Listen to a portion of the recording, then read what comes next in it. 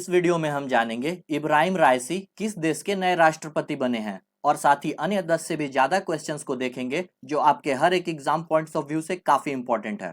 So hey guys, welcome back to India affairs और आज है 21 जून 2021 और हम आपके सामने हाजिर हैं एक नई करंट अफेयर्स की वीडियो लेकर। तो चलिए शुरू करते हैं। हमारा पहला क्वेश्चन है, Jnanpith award author Amitav Ghosh is all set to release which of the following books in October 2021। Jnanpith पुरस्कार से सम्मानित लेखक अमिताभ घोष अक्टूबर 2021 में निम्नलिखित में से किस पुस्तक का विमोचन करने के लिए तैयार हैं? ऑप्शंस आप स्क्रीन पर देख सकते हैं।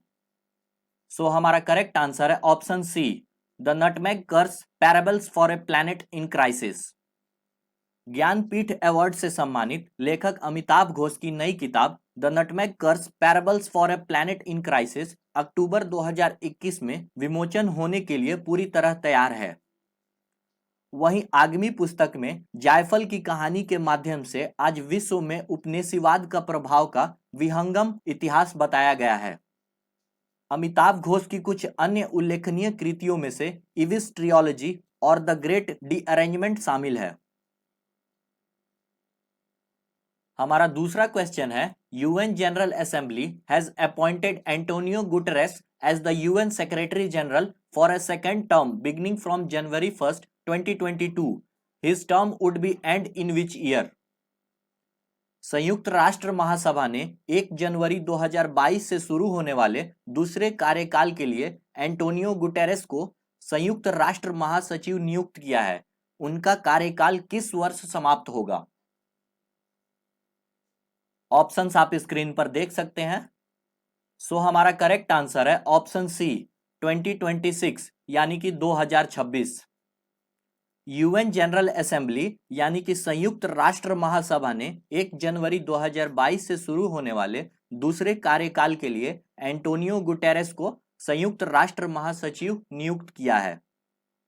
वहीं इसकी घोषणा संयुक्त राष्ट्र महासभा के 75वें सत्र के अध्यक्ष वोल्कन वोजिकिर ने की। वहीं अगर बात करें उनके कार्यकाल की तो उनका कार्यकाल 31 दिसंबर 2026 को समाप्त होगा। एंटोनियो गुटेरेस ने 2017 में अपना पहला कार्यकाल शुरू किया। 1945 में अंतरराष्ट्रीय निकाय की स्थापना के बाद 9वें संयुक्त राष्ट्र प्रमुख बने। हमारा तीसरा क्वेश्चन है, who has become the first non white person to be nominated to the supreme court of Canada? Canada के सर्वोच्च न्यायालय में नामांकित होने वाले पहले अश्वेत व्यक्ति कौन बन गए हैं? ऑप्शंस आप स्क्रीन पर देख सकते हैं।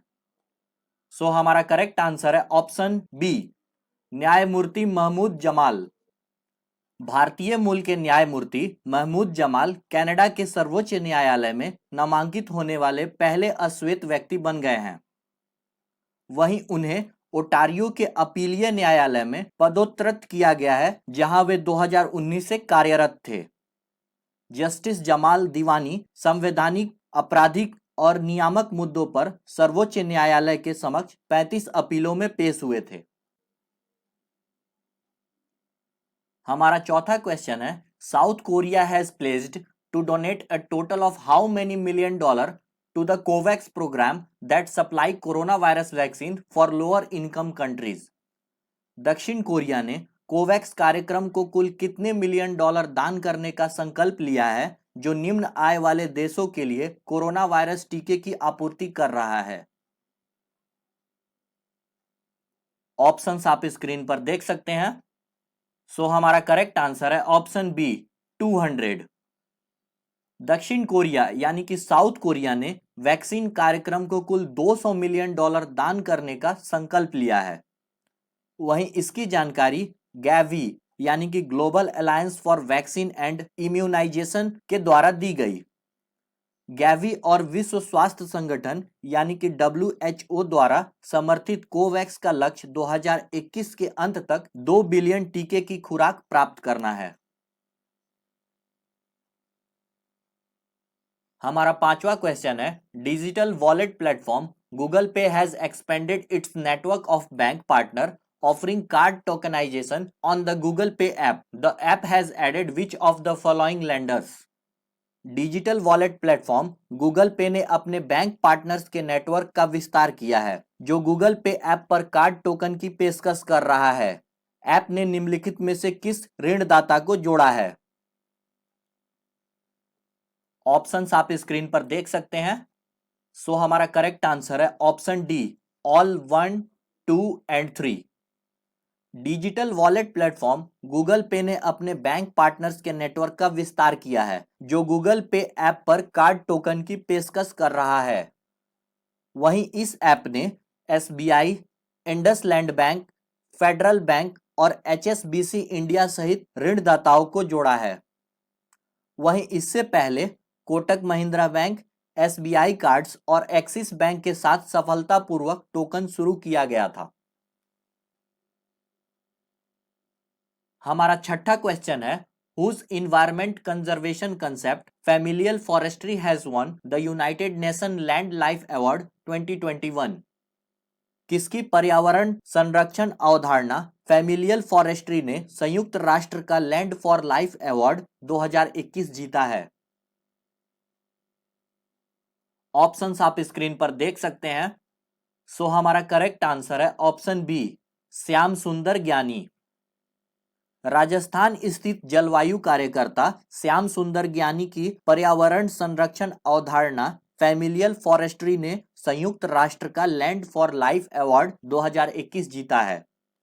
वहीं इसकी घोषणा संयुक्त राष्ट्र convention to combat desertification UNCCD द्वारा की गई थी। श्याम सुंदर ज्ञानी राजस्थान के बीकानेर में समाज शास्त्र के एसोसिएट प्रोफेसर हैं और वो 15 सालों से अधिक समय से फैमिलियल फॉरेस्ट्री के लिए प्रचार कर रहे हैं। हमारा सातवां क्वेश्चन है, in June 2021 the Assam government will gradually implement a 2-child policy for availing benefits under a specific scheme funded by states. Who is the current CM of Assam? जून 2021 में असम सरकार राज्य द्वारा वित्त पोषित विशिष्ट योजनाओं के तहत लाभ प्राप्त करने के लिए धीरे धीरे 2 बच्चों की नीति लागू करेगी। असम के वर्तमान मुख्यमंत्री कौन है? ऑप्शंस आप स्क्रीन पर देख सकते हैं। सो हमारा करेक्ट आंसर है ऑप्शन ए, हिमंता विश्व शर्मा। असम सरकार राज्य द्वारा वित्त पोषित विशिष्ट योजनाओं के तहत लाभ प्राप्त करने के लिए धीरे धीरे 2 बच्चों की नीति लागू करेगी। हालांकि प्रस्तावित जनसंख्या नियंत्रण नीति असम के सभी योजनाओं पर तुरंत लागू नहीं होगी क्योंकि कई लाभ केंद्र सरकार द्वारा भी दिए जाते हैं। अगर बात करें वर्तमान समय की तो असम में वर्तमान में पंचायत चुनाव लड़ने के लिए 2 बच्चों का मानदंड है। हमारा आठवां क्वेश्चन है, Gujarat cadre IAS officer Guru Prasad Mahapatra passed away in June 2021. He was the secretary of which of the following department? Gujarat cadre के आईएएस अधिकारी गुरु प्रसाद महापात्र का जून 2021 में निधन हो गया। वह निम्नलिखित में से किस विभाग के सचिव थे? ऑप्शंस आप स्क्रीन पर देख सकते हैं। सो हमारा करेक्ट आंसर है option D, department of promotion of industry and internal trade. Gujarat cadre के आईएएस अधिकारी और उद्योग और आंतरिक व्यापार संवर्धन विभाग डीपीआईआईटी के सचिव गुरु प्रसाद महापात्र का जून 2021 में निधन हो गया। आपको पता होना चाहिए महापात्र ने साबरमती रिवर फ्रंट सहित कई परियोजनाओं में महत्वपूर्ण भूमिका निभाई थी और अहमदाबाद मॉडल सड़कों की शुरुआत की थी। डीपीआईआईटी सचिव के रूप में कार्यभार संभालने से पहले महापात्र ने भारतीय विमानपत्तन प्राधिकरण के अध्यक्ष के रूप में कार्य किया। हमारा 9वां क्वेश्चन है, in June 2021 Ebrahim Raisi has won the presidential election of which country? जून 2021 में इब्राहिम रईसी ने किस देश का राष्ट्रपति चुनाव जीता है? ऑप्शंस आप स्क्रीन पर देख सकते हैं। सो हमारा करेक्ट आंसर है ऑप्शन ए, ईरान। ईरान के राष्ट्रपति चुनाव में इब्राहिम रईसी ने जीत हासिल की है। वहीं आपको पता होना चाहिए, रईसी ईरान के शीर्ष न्यायाधीश और अति रूढ़िवादी विचार रखते हैं। वहीं वह अमेरिकी प्रतिबंधों के अधीन है और राजनीतिक कैदियों की हत्या से भी जुड़े हैं। सबसे इंपॉर्टेंट, और आपको यह बात पता होना चाहिए, सुप्रीम लीडर के बाद ईरान के राष्ट्रपति देश में दूसरे सर्वोच्च पद के अधिकारी हैं। हमारा 10वां क्वेश्चन है, a United Nations designated day World Refugee Day is observed on June 20 every year. The day was held for the first time on June 20 in which year? एक संयुक्त राष्ट्र निमित्त दिन विश्व शरणार्थी दिवस हर साल 20 जून को मनाया जाता है। यह दिवस पहली बार 20 जून को किस वर्ष आयोजित किया गया था? ऑप्शंस आप स्क्रीन पर देख सकते हैं। सो हमारा करेक्ट आंसर है ऑप्शन बी, 2001 यानी कि 2001। वर्ल्ड रिफ्यूजी डे यानी कि विश्व शरणार्थी दिवस हर साल 20 जून को मनाया जाता है। वहीं यह दिवस दुनिया भर में शरणार्थियों के साहस और लचीलेपन का आदर और सम्मान करने के लिए मनाया जाता है। यह दिवस पहली बार 20 जून 2001 को आयोजित किया गया था। इसने शरणार्थियों की स्थिति से संबंधित 1951 कन्वेंशन की 50वीं वर्षगांठ मनाई। हमारा 11वां और आखिरी क्वेश्चन आपके लिए, जिसका आंसर आपको कमेंट में बताना है।